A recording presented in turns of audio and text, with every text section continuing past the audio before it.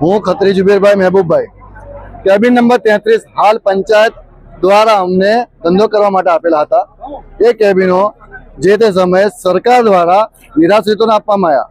નિરાશ્રિતોને 31, 32 અને 33 નંબરના કેબિન સરકાર દ્વારા આપવામાં આવ્યા, કલેક્ટરે નહીં, સરકાર દ્વારા।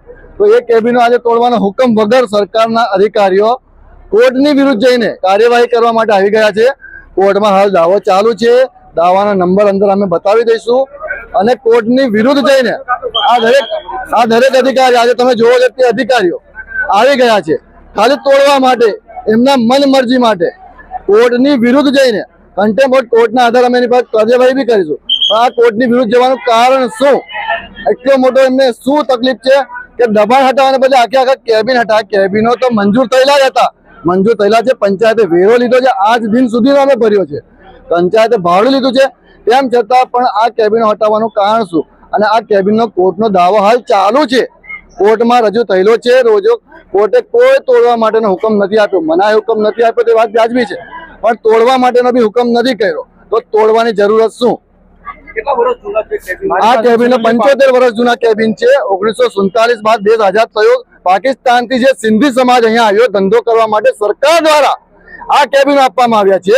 તેની પર એમને ગુજરાન ચલાવવાનું છે, ગુજરાન ચલાવીને એમનું જીવન નિર્વાહ કરવાનું છે અને એની ઉપર વટ જીવન નિર્વાહ ના થાય, એ લોકો મરી જાય એની ખાતર આ અધિકારીઓ આ સ્ટેપ લીધો છે અમને મારવા માટેનો। અમારે આત્મહત્યા જેવા અમારી પાસે કોઈ રસ્તો નથી, અમે આત્મહત્યા કરી લઈશું, અમારે મરી જવું છે।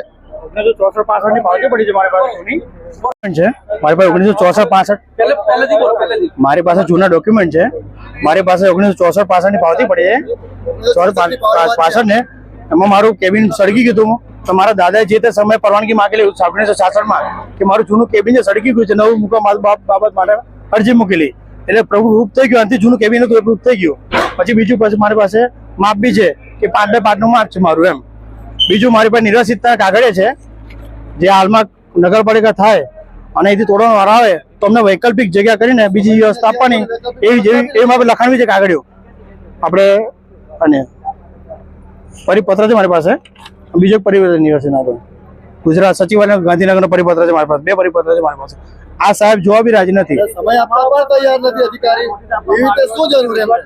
નોટિસ આપવામાં આવી કે તમે દબાણ હટાવો, એટલે સાહેબને ટાઈમ નથી લખેલો અંદર, અને અમે સાંજે શનિવાર રોજ સાંજે આવતા હતા અને સોમવારમાં અમને પાકિસ્તાન સિંધ છોડીને આવ્યા હતા અહીંથી, ત્યાં નિરાશ્રિત કેબિન મળેલા છે, મારા દાદાના નામનું જ છે, સરકારશ્રી દ્વારા ફાળેલા છે, એ નામથી ચાલે છે અને એ જ નામ આ પાલિકામાં બી છે। 1950 ની આજુબાજુ છે, એટલે 75 વર્ષ જેવા થાય છે। મારી જૂની વેરા પાવતી 64-65 ની તો છે જ, એના પછી પરમિશન બી છે ભાઈ કેબિન સળગી ગયું હતું નવું મૂકવા માટેનું એમ। એટલે સૌ હરીશકુમાર સુરેશભાઈ ચેમતાણી। આજે પૂરતા પોલીસ બંદોબસ્ત સાથે 6 જેટલી કેબિનો રસ્તા પૈકીને હટાવવામાં આવી છે। આ કાર્યવાહી કરતા પહેલા એ લોકોને 3 નોટિસ ઇસ્યુ કરવામાં આવી હતી, પણ એમના જોડે કોઈ પણ લીગાલિટીના પુરાવા નહોતા, તો આજે પૂરતા પોલીસ બંદોબસ્ત સાથે એમને હટાવવામાં આવ્યા છે।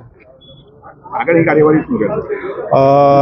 આ શરૂઆતની કાર્યવાહી છે, આગળ જે પણ રસ્તા પૈકીના દબાણ હશે, સરકારી જગ્યા પર હશે, એમને નોટિસ ઇસ્યુ કરી અને એમને પણ હટાવવાની કાર્યવાહી કરવામાં આવશે। આની સાથે ઘણા બધા ઉત્પાદનોના દબાણો પણ શરૂઆત આજથી થઈ છે અને આવનારા દિવસોમાં ટ્રાફિકને નડતરરૂપ જે રાહદારીઓ નડતરરૂપ છે બધા જ દબાણો નિયમ અનુસાર હટાવવામાં આવશે। ભાવિક બરજોડ, ચીફ ઓફિસર, બોડેલી નગરપાલિકા।